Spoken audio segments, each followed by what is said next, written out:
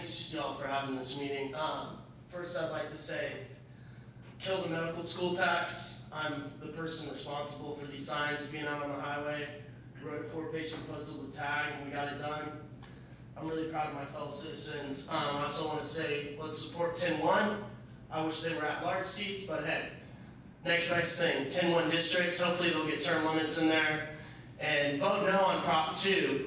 City of Austin, they're trying to extend their terms to 4 years, just to warn everybody in the room. I'm going to give a quick shout out because I know Shelly Lee, who's not here today, doesn't like it, but I wanted to say big up to all the citizens. God bless Leslie. God bless Jennifer Gale. R.I.P.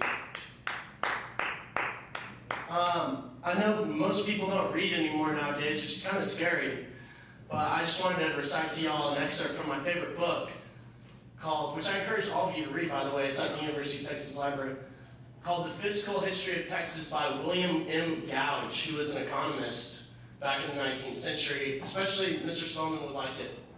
But they tell a story about how in 1840 the pig war began between Mr. Bullock, who was the owner of the inn at 6 and Congress Avenue, which was a very small town back then, so everyone knew Mr. Bullock, and Monsieur de Saligny, who was the ambassador from France. And basically, at the time, France was trying to negotiate a huge $10 million loan to Texas. And this is what happened.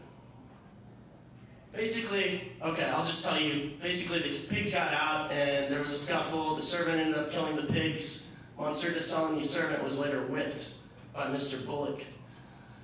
Mr. Gouge writes, Mr. Bullock's pigs were the aggressors. The Texan editors, with an amiable partiality for everything belonging to their own country, conceal the facts, but we have been on the spot and inquired into the particulars. Monsieur de Saligny had a number of horses which were fed with corn.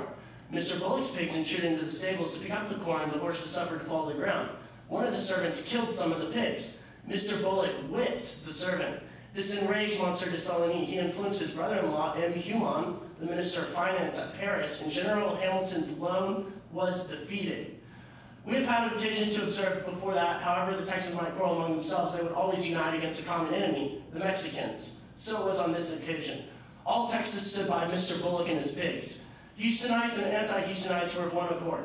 Nor will it be said too much as Rome was saved by the cackling of geese, so Texas was saved by the squeaking of pigs. If the loan had been obtained, it would have been used in establishing a national bank, by which every dollar would have been made to look like 10. This result would have been the debt of Texas, instead of being 12 millions, would have been 25, 30, perhaps 40 millions. The most intelligent Texans agree, in opinion, that this would have been the result. All honor then to Mr. Bullock and his pigs, and this heretofore much despised animal must be regarded hereafter as possessed of classic interest.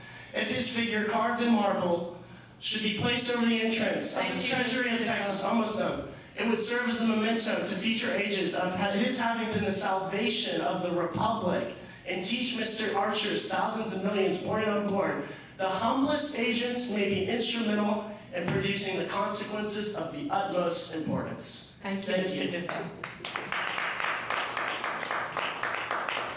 Earlier, we had Ms.